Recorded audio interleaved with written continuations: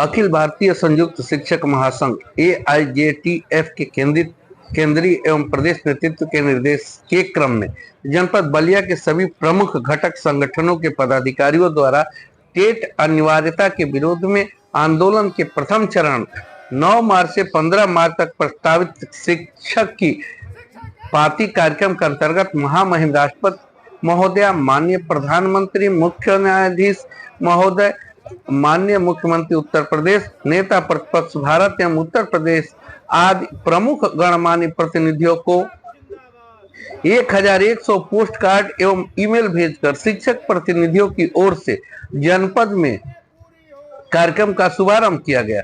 इस अवसर पर उपस्थित समस्त शिक्षक एवं कर्मचारी साथियों ने जनपद से 1 लाख से अधिक पोस्ट कार्ड, ईमेल, ट्वीट भेजने का लक्ष्य निर्धारित किया।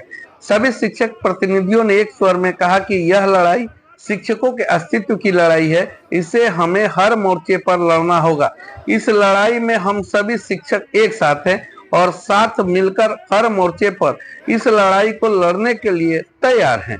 वक्ताओं ने समवेत स्वर में यह भी कहा कि RTE एक्ट लागू होने से पूर्व नियुक्त एवं टेट से छूट प्राप्त शिक्षकों के लिए माननीय सर्वोच्च न्यायालय द्वारा दिनांक 1/9/2025 को टेट अनिवार्यता के लिए आदेश किया जाना पूर्व से स्थापित शिक्षक भर्ती नियमों एवं परंपरा के विपरीत है। इस आदेश पर सरकार की चुप्पी के कारण वर्ष 2011 से पूर्व नियुक्त देश के लाख शिक्षकों एवं उनके परिवारों के साथ नौनिहालों का भी भविष्य एवं अस्तित्व पर संकट आ गया है।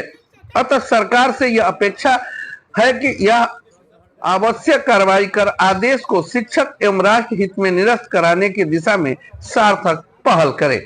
उपस्थित सभी शिक्षक एवं कर्मचारी प्रतिनिधियों ने जनपद से सभी को पोस्ट कार्ड भेजकर अपनी वेदना व्यक्त की। इस अवसर पर अखिल भारतीय संयुक्त शिक्षक महासंघ जनपद बलिया के संयोजक सर्वश्री अजय सिंह, प्राथमिक शिक्षक संघ समीर कुमार पांडे अटेवा, सतीश सिंह TSCT, घनश्याम चौबे विशिष्ट BTC, राजेश सिंह RSM एवं घटक संगठनों के जिला एवं ब्लॉक पदाधिकारी गण सर में श्री राकेश कुमार मौर्य, विनय राय, राधेश्याम पांडे, अभिषेक राय, संजीव कुमार सिंह, संजय पांडे, मलय पांडे, मुकेश सिंह, नारायण जी, रजनीश चौबे, राजेश सिंह, अनिल सिंह, हरे राम सिंह, डॉक्टर आशुतोष शुक्ला, सुरेश वर्मा, नंदलाल मौर्य, राकेश कुमार सिंह, नित्यानंद पांडे, राजीव नयन पांडे, रविंद्र तिवारी, विवेक सिंह, सिद्धार्थ सिंह, रमेश तिवारी, उपेंद्र नारायण सिंह, संदीप सिंह, जितेंद्र पांडे, योगेंद्र नाथ वर्मा, सतीश वर्मा, रमाकांत जी, मंदाकिनी द्विवेदी, पंडित लक्ष्मी पंडित, राजकुमार गुप्ता, संजय सिंह, राजेश गुप्ता, राज बहादुर, मोइनुद्दीन अंसारी, राजू रहमान, शशिकांत, अनूप कुमार, धर्मेंद्र कुमार, श्री भगवान, कमलेश सिंह, पवन सिंह, विनय सिंह, बिसेन, प्रदीप, अनूप कुमार, जहांगीर आलम आदि शिक्षक एवं कर्मचारी साथी उपस्थित रहे।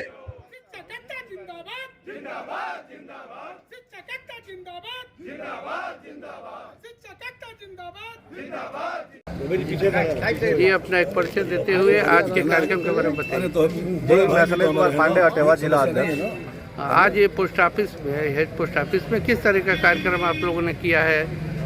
ये अखिल भारतीय स्तर पर कई संगठनों ने मिलकर, इसमें अटेवा है, शिक्षकों के तमाम संगठन है, करीब 20 संगठन है जिन्होंने मिलकर एक मोर्चा बनाया है और उस मोर्चा के अनुसार उन्होंने कार्यक्रम निर्धारित किया है। 4-5 कार्यक्रम है, जिसमें पहला कार्यक्रम हमारा था 9 से 15 का प्रधानमंत्री, राष्ट्रपति, विपक्ष और अन्य राज्यपाल महोदयों को लेटर लिखने का कि टेट का जो अनिवार्यता कर दिया गया है।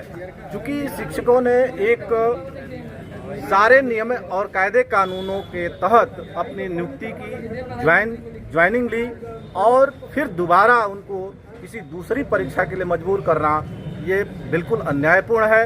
मुझे लगता है कि यहाँ उपस्थित आप लोग भी सहमत होंगे कि किसी भी अधिकारी को, किसी भी, चाहे वो जज ने ही जो निर्णय दिया है, उन लोगों को भी पुनः वह परीक्षा देने के लिए कह दिया जाए तो शायद वो नहीं कर पाएंगे, इतना हमें विश्वास है। इसलिए इस गैर जरूरी और अमानवीय आदेश को वापस लिया जाना अत्यंत आवश्यक है। ये चिट्ठी आप एक पोस्ट कार्ड सबके हाथ में दिखाई दे रहा है। जी जी, क्यों? यह पोस्ट कार्ड हम लोग प्रधानमंत्री महोदय, राष्ट्रपति महोदय, राज्यपाल महोदय, विपक्ष के लोगों को भेज रहे हैं कि टेट की जो अनिवार्यता है उसे समाप्त किया जाए और शिक्षकों को की राह को आसान किया जाए। अच्छा, ये बताइए कि और जैसे कि राजस्व विभाग में होती है प्रमोशन होती है, लेखपाल से कानून को और नायब तहसीलदार से तहसीलदार, एसडीएम होते हैं लोग, तो क्या उन लोगों में भी इस तरीके के अनिवार्यता कुछ है क्या परीक्षा के लिए? ना कोई परीक्षा नहीं। देखिए, जितने भी विभागीय, आप लोगों को याद होगा कि बैंकों में कंप्यूटर आया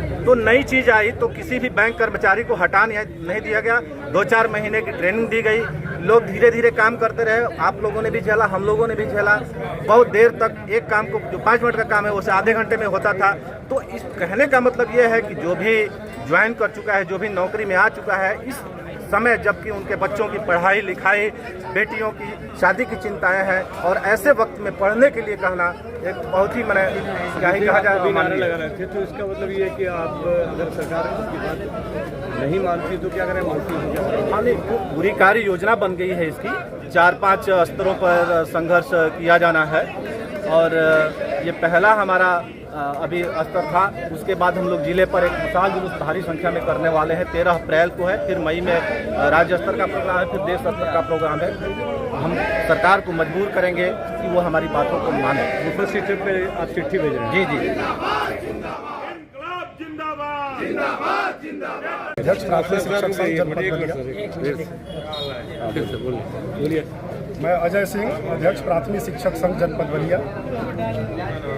आज टेट अनिवार्यता जो माननीय सर्वोच्च न्यायालय के द्वारा 1 सितंबर 2025 को एक निर्णय पारित किया गया, जिसमें सभी शिक्षकों पर, चाहे वो टेट अधिनियम लागू होने से पूर्व के ही शिक्षक क्यों न हो, उन्हें भी टेट अनिवार्य कर दिया गया कि वो भी टेट पास करें। जबकि आप सभी लोग इससे अवगत हैं कि जो भी सेवा शर्तें होती हैं उसके अंतर्गत ही शिक्षकों की या किसी भी कर्मचारी की नियुक्ति होती है। उस जगह जो सब मानक तय होता है वो पूरे मानक तय करने के बाद ही उनकी नियुक्ति होती है। जब 2009 में आईटी अधिनियम पारित हुआ और 2010 में जब भारत सरकार ने इसे संपूर्ण भारतवर्ष में लागू किया, उसमें एक प्रोविजो भी था कि जो पहले से नियुक्त शिक्षक हैं उन्हें टेट अनिवार्यता से छूट प्रदान की जाती है, लेकिन भविष्य की जो भर्तियाँ होंगी बिना टेट की नहीं, जो होती भी आ रही हैं। जो 10 के बाद जितनी भी नियुक्तियाँ हुई हैं तो वो टेट पास करने के बाद ही। सरकार के निर्णय से सहमत नहीं? हम सरकार के निर्णय, कोर्ट के निर्णय, चूँकि कोई भी निर्णय भूत लक्षित सरकार जो है वो कल्याणकारी सरकार होती है और सुप्रीम कोर्ट का भी ये दायित्व बनता है कि जो हमारा मौलिक अधिकार है, जो शिक्षक कर्मचारी है, नौकरी पाना, नौकरी को अपने पूरे सही सलामत निर्वहन करना, ये हमारा मौलिक अधिकार में शामिल है। किसी एक मौलिक अधिकार को खत्म करना ये कहीं से भी न्याय संगत नहीं है। बताया आपके सहयोगी ने कि अभी फर्स्ट स्टेप पे हम लोग चिट्ठी भेज रहे हैं, नेक्स्ट स्टेप क्या? अभी सबसे मैं बताना चाहूँगा कि ये कार्यक्रम अभी से शुरू हो चुका है, जब से माननीय सर्वोच्च न्यायालय का निर्णय। कई बार सांसद महोदय लोग जनप्रतिनिधि हैं, उनके माध्यम से हम लोगों ने अवगत कराया, प्रधानमंत्री जी को, माननीय राष्ट्रपति महोदया को और सर्वोच्च न्यायालय को भी हम लोगों ने अवगत कराया कि ये निर्णय शिक्षकों के हित में नहीं है, ये पूरे समाज के हित में नहीं है, इसे समाप्त किया जाए। लेकिन अभी तक सरकार ने कोई निर्णय नहीं लिया। दिल्ली पर हम लोग जंतर मंतर पर भी धरना किया, अखिल भारतीय प्राथमिक शिक्षक संघ के नेतृत्व में, आगेवा के नेतृत्व में, लेकिन पुनः जो ये माननीय शिक्षा राज्य मंत्री का बयान आया कि शिक्षकों के लिए ये जो सुप्रीम कोर्ट का निर्णय है वो अनिवार्य है, करना पड़ेगा। तो उस पर पुनः हम लोगों ने निर्णय लिया कि सरकार अगर हमारी बातों को नहीं रखेगी, अगर टेट अनिवार्यता जो 2010 के बाद लागू हुआ, जो नियमित 2010 में आया और 2010 से पहले जो नियुक्त शिक्षक हैं उस समय अलग योग्यताएं थी और उनकी व्यवस्थाएं अलग थी, सारे सेवा शर्तों को मानते हुए नियुक्त किए गए।